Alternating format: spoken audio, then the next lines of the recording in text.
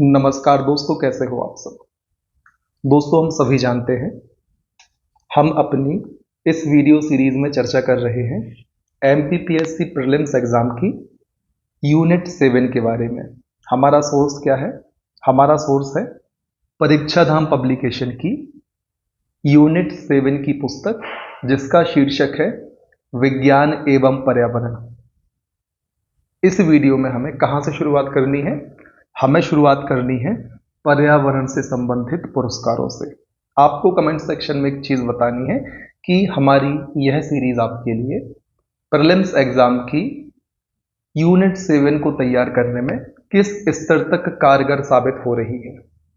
जो भी इस वीडियो को देख रहे हैं, कमेंट सेक्शन में इसका आंसर जरूर दें और फिर वीडियो के दरमियान जो प्रश्न आपसे पूछे जाएंगे उनके आंसर तो आपको देने ही हैं। ठीक है, तो चलिए शुरुआत करते हैं पर्यावरण के क्षेत्र में प्रदान किए जाने वाले पुरस्कारों की। सबसे पहले बात होगी इंदिरा गांधी पर्यावरण पुरस्कार की। क्यों दिया जाता है? कॉमन सेंस वाली बात है। पर्यावरण के संरक्षण के क्षेत्र में यह प्रदान किया जाता है। महत्वपूर्ण बात क्या है? यह व्यक्तियों को एवं संगठनों को दोनों प्रकार से प्रदान किया जाता है। ध्यान रखें, स्टेटमेंट यदि बनेगा कि इस पुरस्कार के संबंध में, किस पुरस्कार के संबंध में? इंदिरा गांधी पर्यावरण पुरस्कार के संबंध में निम्न में से कौन सा कथन सत्य है? एक स्टेटमेंट रहेगा, यह पर्यावरण के क्षेत्र में या पर्यावरण संरक्षण के क्षेत्र में कार्य करने वाले व्यक्तियों को प्रदान किया जाता है। दूसरा स्टेटमेंट, यह पर्यावरण संरक्षण के क्षेत्र में कार्य करने वाले केवल संगठनों को प्रदान किया जाता है। तीसरा स्टेटमेंट, यह पुरस्कार व्यक्तियों एवं संगठनों को जो पर्यावरण के क्षेत्र में काम करते हैं दोनों को प्रदान किया जाता है। चौथा स्टेटमेंट कुछ और बना देंगे कि वो 2002 में शुरू किया गया, 1986 में शुरू किया गया। इस प्रकार से आपको कौन सा ऑप्शन चुनना होगा कि जो यह पुरस्कार है पर्यावरण संरक्षण के क्षेत्र में, फिर चाहे वह व्यक्तियों ने काम किया हो या संगठनों ने काम किया हो, दोनों रूपों में प्रदान किया जाता है। इसे ध्यान रखना है। शुरुआत कब से हुई थी?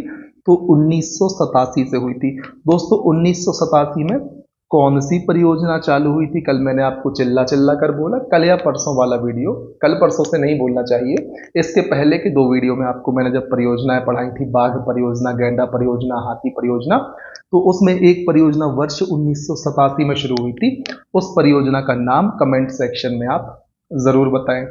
तो ध्यान रखें, जो इंदिरा गांधी पर्यावरण पुरस्कार है वह व्यक्तियों एवं संगठनों को कब से प्रदान किया जा रहा है? वर्ष 1987 से प्रदान किया जा रहा है। और कौन इसे प्रदान करता है? तो पर्यावरण, वन एवं जलवायु परिवर्तन मंत्रालय इंदिरा गांधी पर्यावरण पुरस्कार को प्रदान करता है। इन 2-3 बातों को आपको ध्यान रखना है, आपको आसानी से चीजें याद हो जाएंगी। वर्ष 1987 क्यों? दोस्तों, हम स्मृति में पुरस्कार प्रदान करते हैं। अब मान लो 1980 के आसपास या उससे पहले के जितने भी सन मिल जाएंगे, आप ऑटोमेटिकली एलिमिनेट कर दोगे कि भाई पुरस्कार या तो 1980 के पहले बना होगा तो उसका नाम बाद में परिवर्तित किया होगा इंदिरा गांधी जी के नाम पर, क्योंकि हम किसी का नाम कब देते हैं? उसकी स्मृति में देते हैं। तो इंदिरा गांधी उस समय तक जीवित रही होंगी, तो इस प्रकार से आप एलिमिनेट कर सकते हैं कि मान लो 1978 ऑप्शन में आया, आप काट देंगे, 1976 काट देंगे। एकमात्र ऑप्शन ऐसा दिखा 1987 के आसपास वाला। हाँ, यदि 86, 87, 88 ऐसे ऑप्शन मिलते तो आप कंफ्यूज होते, क्योंकि नाम है इंदिरा गांधी पर्यावरण पुरस्कार। तो इस प्रकार से आपको एलिमिनेशन मेथड का भी प्रयोग करना है। ठीक है, लेकिन फिलहाल ऐसा नहीं होता। नरेंद्र मोदी स्टेडियम बना दिया गया, वो स्मृति में नहीं बनाया। इस बात को आपको ध्यान रखना है। ऐसा मैंने पहली बार देखा है कि भाई किसी व्यक्ति के नाम पर स्टेडियम बना दिया और वह व्यक्ति खुद ही बहुत महत्वपूर्ण पद पर है देश में। तो ऐसा किया जा सकता है, इसमें कुछ गलत नहीं है, लेकिन मैं आपको बता रहा हूं लॉजिकल बात, किस प्रकार से आपको ऑप्शंस को एलिमिनेट करना है। ठीक, तो माननीय प्रधानमंत्री जी के नाम पर भी नरेंद्र मोदी क्रिकेट स्टेडियम है। कहां पर है यह बताएं, पहले उसका नाम क्या था यह भी आपको बताना है। ठीक है, अब बात करते हैं विटले पुरस्कार की। दोस्तों, यह पुरस्कार प्राकृतिक संरक्षण के लिए ब्रिटेन की संस्था विटले फंड फॉर नेचर द्वारा प्रदान किया जाता है। क्यों? प्रकृति के संरक्षण के लिए।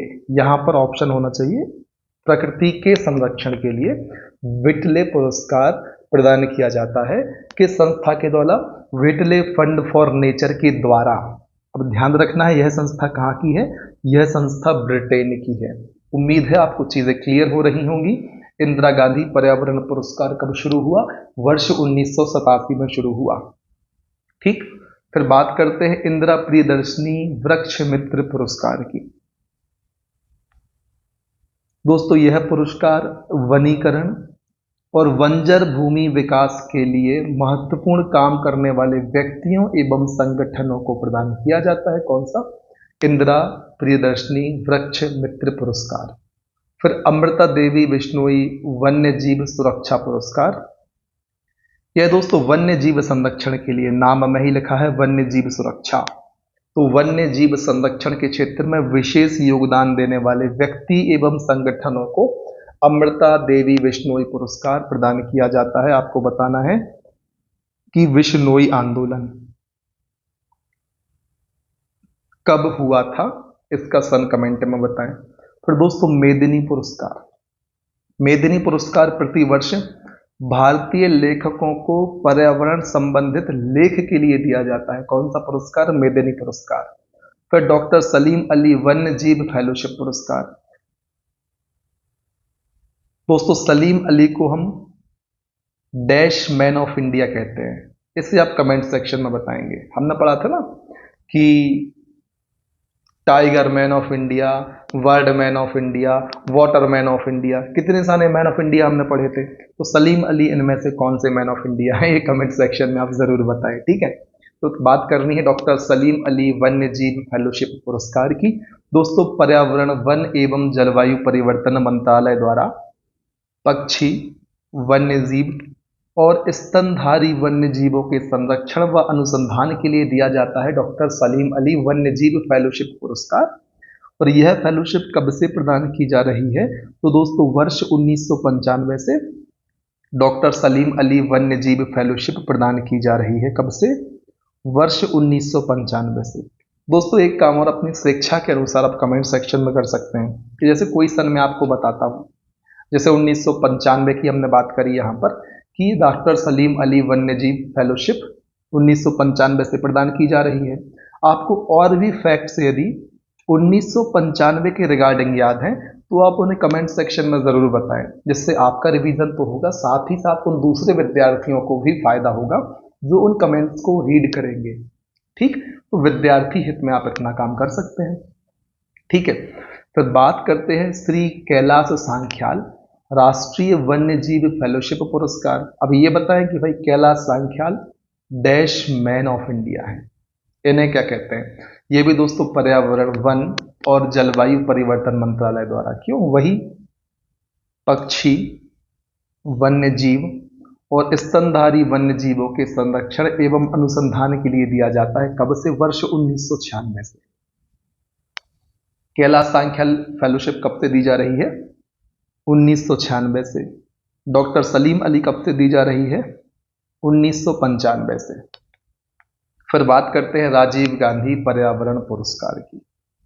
यह पुरस्कार उन औद्योगिक इकाइयों को दिया जाता है जो नई स्वच्छ प्रौद्योगिकी को अपनाते हैं। दोस्तों नाम से समझ नहीं आ रहा है इसमें कि औद्योगिक इकाइयों से संबंधित है, इसलिए इसे आप स्टार मार्क करके ध्यान रखें कि भाई जो राजीव गांधी पर्यावरण पुरस्कार है उसमें औद्योगिक इकाइयों के संबंध में पुरस्कार दिया जाता है। उन इकाइयों को दिया जाएगा यह पुरस्कार जो नई व स्वच्छ प्रौद्योगिकी, नई टेक्नोलॉजी का उपयोग करते हैं अपनी औद्योगिक गतिविधियों में। ऐसी औद्योगिक इकाइयों, ऐसी इंडस्ट्रियल यूनिट्स को यह पुरस्कार दिया जाता है। कौन सा? राजीव गांधी पर्यावरण पुरस्कार। ठीक, फिर बात करते हैं सासाकावा पुरस्कार की। दोस्तों सुनने में बहुत बढ़िया लग रहा है नाम, इंपॉर्टेंट भी आपके लिए है। कौन? UNDP, United Nation Environment Programme के द्वारा पर्यावरण प्रबंधन एवं संरक्षण, इसके लिए दिया जाता है सासाकावा पुरस्कार। किसके द्वारा? यूनाइटेड नेशन एनवायरनमेंट प्रोग्राम, संयुक्त राष्ट्र पर्यावरण कार्यक्रम के अंतर्गत या के द्वारा UNEP के द्वारा दिया जाता है सासाकाबा पुरस्कार, मैनेजमेंट एवं संरक्षण के लिए पर्यावरण के। फिर ग्लोबल 500 पुरस्कार, इससे भी दोस्तों महत्वपूर्ण रूप से आप ध्यान रख लें, इंपॉर्टेंट है क्योंकि यूएनईपी के द्वारा दिया जाता है पर्यावरण रक्षा एवं सुधार के क्षेत्र में विशेष योगदान देने वालों को। ठीक है।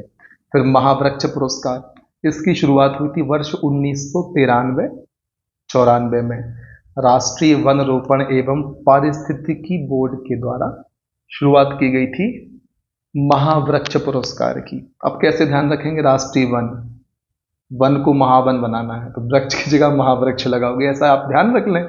महावृक्ष लिखा आ गया तो वन आपको दिखेगा तो आप टिक कर जाएंगे। कब, 1993-94 में। 95 में दोस्तों कौन सी फेलोशिप, सलीम अली। 96 में कौन सी फेलोशिप, डॉक्टर कैलाश सांख्याल फेलोशिप। फिर गोल्डमैन पुरस्कार 1989 से गोल्डमैन फाउंडेशन, जो कि यूएसए का है, ध्यान रखें गोल्डमैन फाउंडेशन कहाँ का है, यूएसए का है, इनके द्वारा पर्यावरण संरक्षण के क्षेत्र में विशेष योगदान हेतु दिया जाता है गोल्डमैन पुरस्कार। ये तो हो गई चर्चा पुरस्कारों की। एक बार रिवाइज कर लेते हैं। कुछ कमेंट आए थे कि सर बहुत बढ़िया तरीका लगा मैं आपका रिवीजन वाला, तो आपके कमेंट का सम्मान करते हुए थोड़ा बहुत रिवीजन हम कर लेते हैं।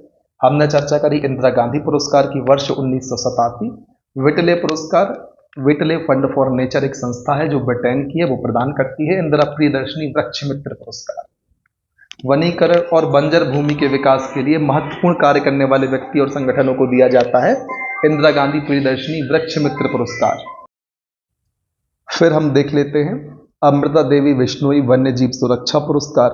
दोस्तों वन्य जीव संरक्षण के क्षेत्र में विशेष योगदान देने वाले व्यक्ति संगठनों को दिया जाता है। मेदिनी पुरस्कार प्रतिवर्ष दोस्तों भारतीय लेखकों को पर्यावरण से संबंधित लेख के लिए दिया जाता है।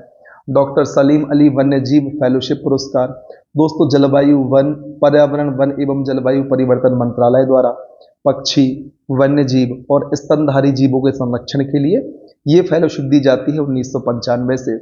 इसी प्रकार से दोस्तों श्री कैलाश सांख्याल राष्ट्रीय वन्य जीव फेलोशिप पुरस्कार ये 1996 से दिया जा रहा है। क्यों दिया जाता है? पक्षी, वन्य जीव और स्तनधारी वन्य जीवों के संरक्षण व अनुसंधान के लिए। कौन देता है? पर्यावरण वन एवं जलवायु परिवर्तन मंत्रालय द्वारा दिया जाता है। फिर हमने चर्चा की थी राजीव गांधी पर्यावरण पुरस्कार की। किसे दिया जाता है? उन औद्योगिक इकाइयों को दिया जाता है जो नई व स्वच्छ प्रौद्योगिकी को अपनाते हैं। फिर दोस्तों सासाकावा पुरस्कार, यह संयुक्त राष्ट्र संघ पर्यावरण कार्यक्रम जिसे हम कहते हैं शॉर्ट में यूएनईपी के द्वारा पर्यावरण प्रबंधन एवं संरक्षण के क्षेत्र में दिया जाता है। फिर ग्लोबल 500 पुरस्कार की हमने बात की थी। दोस्तों यह संयुक्त राष्ट्र संघ पर्यावरण कार्यक्रम के द्वारा पर्यावरण रक्षा और सुरक्षा में विशेष योगदान देने वाले लोगों के लिए दिया जाता है, ध्यान रखें, ठीक है। यह संस्था को दिया जाता है, यहां पर यह बात क्लियर नहीं है क्यों दिया जाता है। पर्यावरण रक्षा एवं सुधार के क्षेत्र में विशेष योगदान के लिए दिया जाता है। कौन सा पुरस्कार? ग्लोबल 500 पुरस्कार। कौन देता है? यूएनईपी देता है, यूनाइटेड नेशन एनवायरनमेंट प्रोग्राम के द्वारा यह पुरस्कार दिया जाता है। फिर बात करते हैं महावृक्ष पुरस्कार की। यह पुरस्कार या इसकी शुरुआत 1993-94 में हुई थी। राष्ट्रीय वन रोपण एवं पारिस्थितिकी बोर्ड के द्वारा इसकी शुरुआत की गई थी। इनके द्वारा ही महावृक्ष पुरस्कार दिया जाता है। फिर गोल्डमैन पुरस्कार दोस्तों वर्ष 1989 से गोल्डमैन फाउंडेशन यूएसए के द्वारा पर्यावरण संरक्षण के क्षेत्र में योगदान हेतु दिया जाता है। ध्यान रखें वर्ष 1989 से यूएसए का गोल्डमैन फाउंडेशन है वह गोल्डमैन पुरस्कार देता है पर्यावरण संरक्षण के क्षेत्र में विशेष योगदान देने के लिए। दोस्तों आपको बताना है वर्ष 1989 से संबंधित 5 अन्य फैक्ट को जो आपके लिहाज से या आपके एग्जाम के लिहाज से बेहद महत्वपूर्ण है। आप कैसे बताएंगे? तो आप बताएंगे दोस्तों कमेंट सेक्शन में कमेंट करके, ठीक है। इसके बाद हमें चर्चा करनी है पर्यावरण से संबंधित अधिनियम एवं कानून की। आपको ध्यान रखना है कौन सा अधिनियम या कानून किस वर्ष से संबंधित है। जैसे कि शुरुआत होगी भारतीय वन अधिनियम से वर्ष 1927, भारतीय वन्य जीव संरक्षण अधिनियम वर्ष 1972, जल प्रदूषण निवारण एवं नियंत्रण अधिनियम वर्ष 1974, इसके बाद जल उपकर प्रदूषण निवारण एवं नियंत्रण अधिनियम वर्ष 1977। फिर वन संरक्षण अधिनियम 1980 में आया था। फिर वायु प्रदूषण निवारण एवं नियंत्रण अधिनियम वर्ष 1981। पर्यावरण संरक्षण जिसे हम छाता विधान अधिनियम कहते हैं, बहुत महत्वपूर्ण है, हम सभी जानते हैं, वर्ष 1986। जैव विविधता अधिनियम वर्ष 2002। दोस्तों जितने भी अधिनियम हम यहाँ पर देख रहे हैं, इन सब के सन आपको ध्यान होना बेहद महत्वपूर्ण है। आप फिर से सुने दोस्तों, भारतीय वन अधिनियम वर्ष 1927। जब वन बढ़िया तरीके से होंगे तो वन्य जीवों का संरक्षण बढ़िया से होगा। तो 1927 में दोस्तों 7 को आप आगे कर दे और 2 को पीछे कर दे तो बनेगा 1972। तो भारतीय वन्य जीव संरक्षण अधिनियम कब आया? वर्ष 1972 में आया।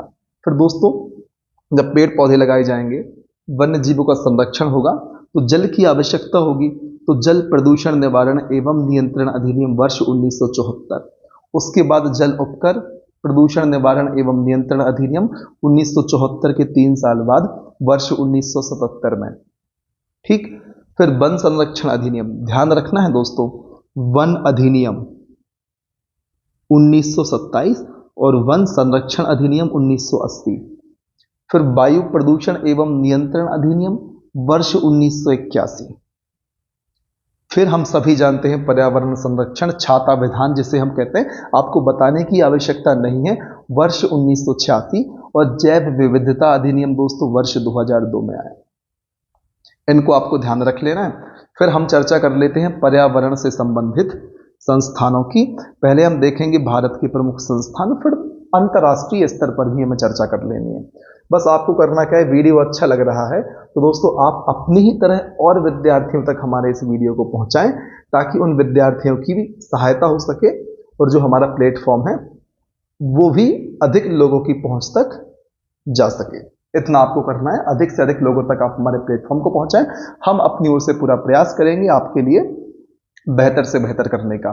पिछले कुछ दिनों से वीडियो नहीं आया, काफी सारी ऐसी प्रॉब्लम्स आ जाती हैं जिस कारण से वीडियोस नहीं आ पाते, उसके लिए हम आपसे क्षमा प्रार्थी हैं। आगे प्रयास करेंगे लगातार आपके लिए कुछ बेहतर किया जा सके। ठीक है, चलिए बात करते हैं पर्यावरण से संबंधित संस्थाओं की। सबसे पहले भारत की संस्थाएं, जिसमें सबसे पहले बात करेंगे हम बॉटनिकल सर्वेक्षण संस्थान। स्थापना भी ध्यान रखें वर्ष 1980। मुख्यालय कोलकाता में है। मुख्यालय या ऐसा पढ़े कि बॉटनिकल सर्वेक्षण संस्थान कहाँ पर है, तो कोलकाता में है। इसका उद्देश्य क्या है? भारत के समृद्ध पौधों के संसाधनों का पता लगाकर दस्तावेजीकरण करना। बॉटनिकल सर्वेक्षण संस्थान कोलकाता में है। फिर दोस्तों जूलॉजिकल सर्वेक्षण संस्थान भी कोलकाता में है। Botanical, zoological, Kolkata. जूलॉजिकल में क्या होगा? जंतु वर्ग संबंधी प्राणियों के बारे में जानकारी एकत्रित करना। फिर बात आती है नीरी की। दोस्तों नीरी में सबसे पहले फुल फॉर्म ध्यान रखना है, national environmental engineering research institute. क्या है? National environmental engineering research institute. दोस्तों यह फुल फॉर्म है नीरी का। स्थापना 1958 में हुई थी। 1958 में दोस्तों एक और महत्वपूर्ण संस्थान है, वो भी आपको कमेंट सेक्शन में बताना है, जिसकी चर्चा हम पहले कर चुके हैं। दोस्तों नीरी नागपुर में, बहुत महत्वपूर्ण फैक्ट है, ध्यान रखें। इसका उद्देश्य है पर्यावरण और इंजीनियरिंग के क्षेत्र में नवाचार एवं अनुसंधान, इनोवेशन एवं रिसर्च करना। किसका काम है? नीरी का काम है। ये आपको ध्यान रख लेना है दोस्तों, बहुत महत्वपूर्ण फैक्ट्स मैं आपके लिए बता रहा हूं आपके एग्जाम के लिए।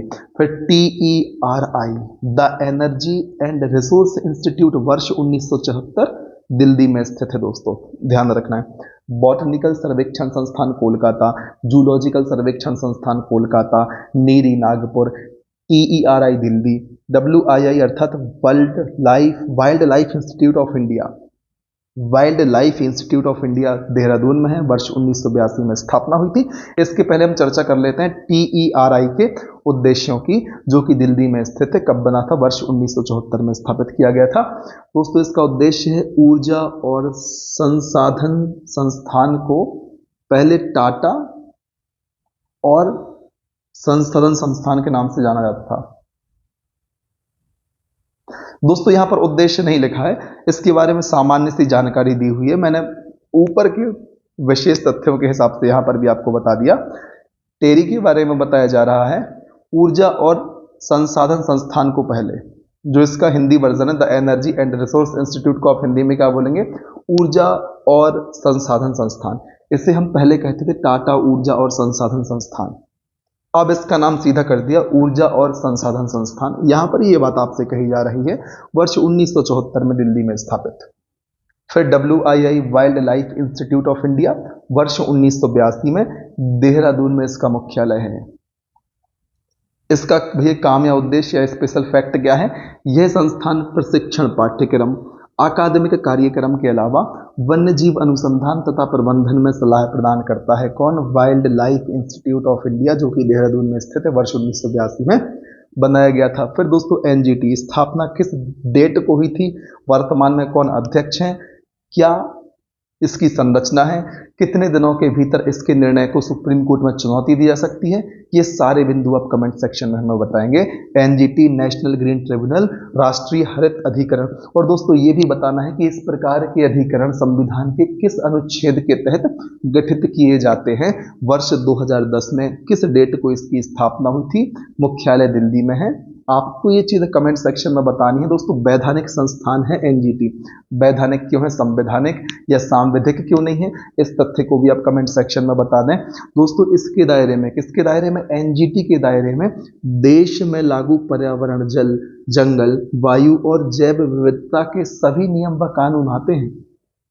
प्रश्न यहां से भी बन सकता है, सिर्फ पर्यावरण से संबंधित, सिर्फ जल से संबंधित, सिर्फ जंगल से संबंधित नहीं, आपको ध्यान रखना है पर्यावरण, जल, जंगल, वायु और जैव विविधता के संबंधित सभी कानून नियम इसके अंतर्गत आते हैं, नेशनल ग्रीन ट्रिब्यूनल के अंतर्गत आते हैं। ठीक, उम्मीद है इतनी चीजें क्लियर होगी। दोस्तों मुख्यालय आप याद रखें, शुरुआत में जूलॉजिकल बॉटनिकल कोलकाता, नीरी नागपुर, टेरी दिल्ली, WII देहरादून और NGT तो बच्चा बच्चा जानता है दिल्ली।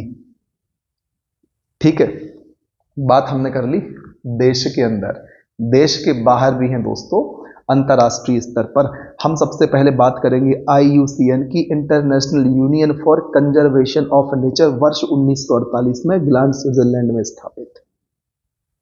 यह रेड लिस्ट जारी करता है जिसके आधार पर कई देशों की सरकारें विभिन्न जीव जंतुओं और जैव विविधता संरक्षण के उपाय करती हैं। रेड लिस्ट कौन जारी करता है, IUCN जारी करता है। फिर दोस्तों FAO, इसके अध्यक्ष हमने देखे थे, डोंग्यू करके थे, क्यू डोंग्यू थे। एक और डोंग्यू हमने पढ़ा है, करंट अफेयर वाले सेक्शन की बात मैं कर रहा हूं आपसे, एक साथ में सीरीज चल रही है हमारी, यूनिट 8 को ध्यान में रखकर MPPSC प्रीलिम्स एग्जाम 2023 के परिप्रेक्ष्य में यदि आप वह सीरीज भी देख रहे होंगे तो इनमें से काफी सारे जो संस्थान हैं, इनके प्रमुख या अध्यक्ष या निदेशक कौन है, इनके बारे में भी आपको स्वतः जानकारी लग जाएगी। स्वतः कहने का मतलब है उस सीरीज को देखते देखते आपको जानकारी लग जाएगी। तो यदि आप उस सीरीज को नहीं देख रहे तो आपसे गुजारिश है आप हमारी उस सीरीज को भी देखें, ताकि आप यूनिट 8 को भी बढ़िया तरीके से तैयार कर पाएं। बात करनी है FAO, Food and Agriculture Organization की, स्थापना 16 अक्टूबर 1945, रोम इटली में इसका मुख्यालय है। दोस्तों 16 अक्टूबर को हम कौन सा दिवस मनाते हैं, यह बात कमेंट सेक्शन में आप हमें बताएंगे। फिर दोस्तों इसका काम क्या है, दोस्तों खाद्य एवं कृषि संगठन FAO, Food and Agriculture Organization एक अंतर्राष्ट्रीय संगठन है, हम सभी जानते हैं, जो कृषि उत्पाद वानिकी संबंधी शोध विषय का अध्ययन करता है। ठीक, रोम इटली में मुख्यालय है। बात करते हैं WMO की, the World Meteorological Organization, WMO विश्व मौसम विज्ञान संस्थान, वर्ष 1950 में स्थापित, जिनेवा स्विट्जरलैंड में इसका मुख्यालय है। आपको कंफ्यूज नहीं होना दोस्तों, काफी सारे कंफ्यूजन वाले बिंदु हैं जिसकी चर्चा हम आगे करेंगे। याद रखें WMO वर्ल्ड मेट्रोलॉजिकल ऑर्गेनाइजेशन 1950 में स्थापित, जिनेवा स्विट्जरलैंड में इसका मुख्यालय है। और दोस्तों विश्व मौसम विज्ञान संगठन करता क्या है, मौसम संबंधित जानकारी को एकत्रित करता है। कन्फ्यूजन अक्सर विद्यार्थियों को होता है उनके मुख्यालय कहाँ पर है उनके संबंध में, तो यहाँ पर मैंने नीचे ऑलरेडी चीज़ों को लिख रखा है जो आपके कन्फ्यूजन को दूर करेंगी। दोस्तों कन्फ्यूजन WWF WMO में होता है, IPCC में होता है, IUCN में होता है, तो ध्यान रखना है दोस्तों IUCN और WWF world wildlife fund for nature और international union for conservation of nature, इन दोनों के मुख्यालय ग्लान स्विट्जरलैंड में है। IUCN और WWF का मुख्यालय, दोनों का मुख्यालय ग्लैंड स्विट्जरलैंड में है। और IPCC और WMO, इन दोनों का मुख्यालय जिनेवा स्विट्जरलैंड में है। देश कॉमन है, जगह अलग अलग है, इसलिए विद्यार्थियों को कंफ्यूजन होता है, इस बात को आप ध्यान रखें। यहां पर एक तरीका और हो सकता है याद करने का, मौसम जलवायु जहां पर आपको देखिए वहां जिनेवा स्विट्जरलैंड, क्योंकि IPCC भी जलवायु, WMO मौसम, तो जिनेवा स्विट्जरलैंड। IUCN और WWF ये पर्यावरण वाले सेक्टर दिख रहे हैं, तो ग्लैंड स्विट्जरलैंड आपको याद रखना है, चाहे कैसे भी याद रखें, ठीक है। उम्मीद है सारी चीजें क्लियर होंगी। रोम इटली FAO का मुख्यालय, इसको भी आप ध्यान रखें। फिर WWF जिसकी हमने चर्चा करी, world wildlife fund for nature, 1961 में स्थापित, ग्लैंड स्विट्जरलैंड में मुख्यालय है। IUCN का मुख्यालय भी दोस्तों यहीं पर है, और ये IUCN का सहायक संगठन है, स्वाभाविक सी बात है वहीं होगा। फिर United Nation Environment Programme UNEP 5 जून 1972 को स्थापित। 5 जून को कौन सा दिवस मनाते हैं बताएंगे। UNEP का मुख्यालय नैरोबी केन्या में है। और दोस्तों अंतर्राष्ट्रीय पर्यावरण संबंधी जानकारी का संग्रहण एवं मूल्यांकन करता है UNEP, वर्ष 1972 में नैरोबी केन्या में स्थापित। फिर बात करते हैं IPCC की inter governmental panel on climate change 1988, बहुत महत्वपूर्ण सन दोस्तों। IPCC inter governmental panel on climate change वर्ष 1988 में स्थापित, मुख्यालय जिनेवा स्विट्जरलैंड में है। इसके साथ हमने WMO वर्ल्ड मेट्रोलॉजिकल ऑर्गेनाइजेशन का मुख्यालय भी हमने यहीं पर देखा, जिनेवा स्विट्जरलैंड में। दोस्तों ध्यान रखें, जो IPCC है यह जलवायु परिवर्तन से संबंधित तकनीक, वैज्ञानिक व सामाजिक आर्थिक रिपोर्ट तैयार करता है। तकनीकी, वैज्ञानिक एवं सामाजिक आर्थिक रिपोर्ट जलवायु परिवर्तन के संबंध में कौन तैयार करता है? IPCC तैयार करता है। कब गठित हुआ? 1988 में गठित हुआ। मुख्यालय कहाँ है? जिनेवा स्विट्जरलैंड में स्थित। फिर ISA इंटरनेशनल सोलर अलायंस वर्ष 2015 में गुरुग्राम भारत में स्थापित। वर्तमान में कितने सदस्य देश हो चुके हैं? कमेंट सेक्शन में जल्दी से आप बता दें। और ध्यान रखें दोस्तों, अंतर्राष्ट्रीय सौर गठबंधन का उद्देश्य है जीवाश्म ईंधन पर ऊर्जा की निर्भरता को खत्म कर सौर ऊर्जा को बढ़ावा देना। तो कॉमन सेंस वाली बात है, जब इंटरनेशनल सोलर अलायंस नाम है तो दोस्तों कोल एनर्जी को थोड़ी ना वो प्रमोट कर देगा, वो सौर एनर्जी, सोलर ऊर्जा को ही प्रमोट करेगा, सोलर एनर्जी को ही बढ़ावा देगा। बेसिक अंडरस्टैंडिंग वाली बात है जो आप लोग भी समझते हैं, ठीक है। फिर बात करते हैं पर्यावरण से संबंधित सम्मेलन या प्रोटोकॉल की। दोस्तों किसी भी तथ्य को हल्के में ना लें, सारे तथ्य बहुत महत्वपूर्ण है आपके एग्जाम के लिहाज से, इसलिए मैं ये नहीं कह रहा कि ये बहुत महत्वपूर्ण है, सारे फैक्ट महत्वपूर्ण है, इसलिए मैं किसी फैक्ट पर कट नहीं लगवा रहा हूं। अदरवाइज मैं जब मुझे ऐसा लगता है कि यार ये चीज पढ़ने लायक नहीं है, अननेसेसरी है, तो मैं आपसे बोल देता हूं कि इसे आप ध्यान ना भी रखें तो ठीक है, अपने आप हो जाए तो एक अलग बात है, ठीक है। तो आपको सारी चीजें ध्यान रखनी है जो मैं आपको बता रहा हूं, ठीक। तो चलिए बात कर लेते हैं पर्यावरण से संबंधित सम्मेलन या प्रोटोकॉल की, ठीक है। सबसे पहले जिनेवा प्रोटोकॉल वर्ष 1925। अब आप बताएंगे कौन सा अधिनियम 1927 में हमने पढ़ा?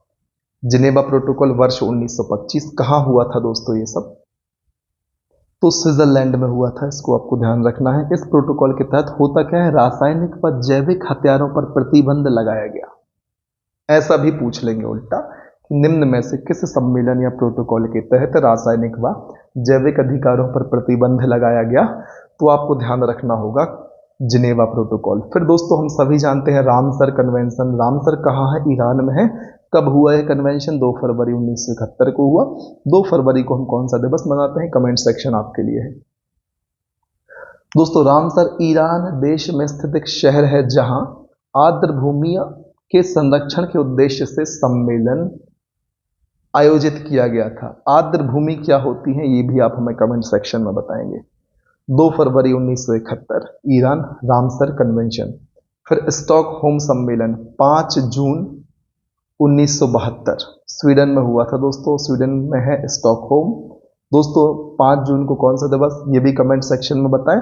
और दोस्तों स्टॉकहोम सम्मेलन के बारे में यदि हम बात करें तो यह विश्व का प्रथम पर्यावरण संरक्षण सम्मेलन था,